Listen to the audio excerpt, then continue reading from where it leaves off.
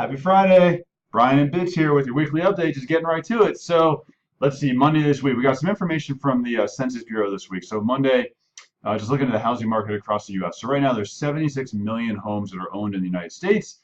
40% of those are actually owned free and clear.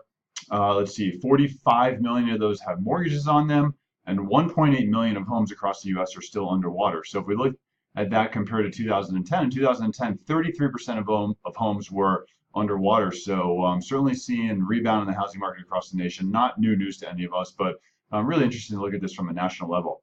Also got pending home sales. So pending home sales measure signed contracts, and pending home sales were up 1.5%, greater than expectations, and really amazing to see because this is in the face of mortgage rates being 0.5% higher on a year-over-year basis, and inventory on a national basis being down 7%. So still continue to see strong housing. Tuesday this week we got PCE, that's the personal consumption expenditure.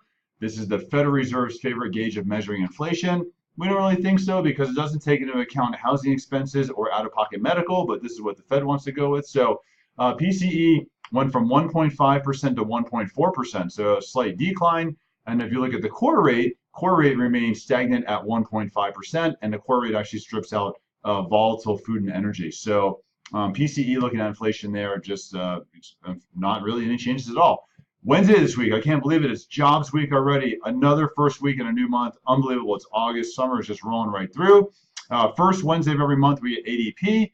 ADP is the largest provider of private payrolls. So looking at jobs data for the month of July, ADP reported 175,000 new jobs. I'm sorry, expectations were 175,000 new jobs. ADP said we had 178,000. So pretty much in line with expectations. Prior month, though, was revised and an increase to 30,000 jobs. So decent jobs report. Thursday was a quiet news day. And then today, Friday, first Friday of every month, we get the BLS, which is the Bureau of Labor Statistics, their jobs report. So BLS came out and said 209,000 jobs were created in the month of July.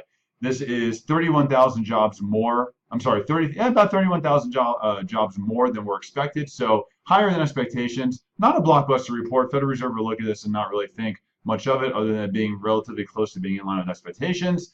Also, just data on wage pressure inflation was good. Didn't see a lot of wage pressure inflation, which is really interesting to see in the eyes of a low unemployment rate. So probably solid unemployment data all around will not spark a Fed rate hike from the Federal Reserve, but certainly cause for attention from the Federal Reserve when they're looking at their tightening of their balance sheet and starting to get into their program that they're going to announce the start date here shortly of for the selling off of mortgage-backed securities and treasuries off of their balance sheets. So we'll be interested to see how that affects it.